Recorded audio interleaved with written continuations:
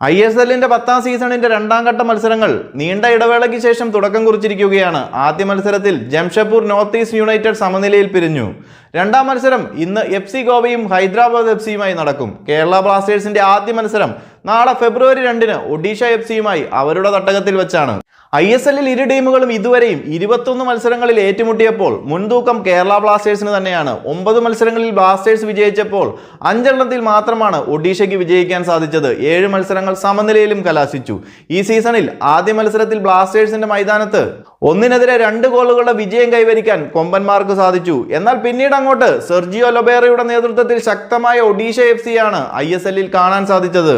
12 മത്സരങ്ങൾ ആദ്യഘട്ടത്തിൽ കളിച്ചപ്പോൾ 24 പോയിന്റുമായി പോയിന്റ് ടേബിളിൽ 3-ാം സ്ഥാനത്ത് നിലയുറപ്പിച്ചിരിക്കുകയാണ്. ISLന്റെ 10ാം സീസണിൽ ശക്തരായ ടീമുകളിൽ ഒന്ന് തന്നെയാണ് ഒഡീഷ FC. അതുകൊണ്ട് ബ്ലാസ്റ്റേഴ്സിന്റെ കൊമ്പന്മാർ ഒഡീഷയ്ക്കെതിരെ അവരുടെ കോട്ടയിൽ ഇറങ്ങുമ്പോൾ ഒന്ന് കരുതി തന്നെ വേണം. പ്രതിരോധ നിരയിൽ ഒഡീഷയുടെ പ്രധാന താരമായ മുർത്താദ ഫോളിന്റെ അഭാവം മാത്രമാണ് നിലവിൽ അവർക്ക് തിരിച്ചടിയായുള്ളത്.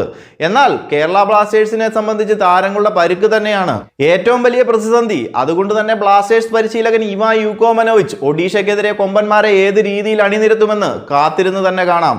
അപ്പോൾ കൂടുതൽ കേരള ബ്ലാസ്റ്റേഴ്സ് ISL അപ്ഡേറ്റുകളുമായി മറ്റൊരു വീഡിയോയിൽ കാണാം. ചാനൽ മറക്കാതെ ഒന്ന് സബ്സ്ക്രൈബ് ചെയ്യുക.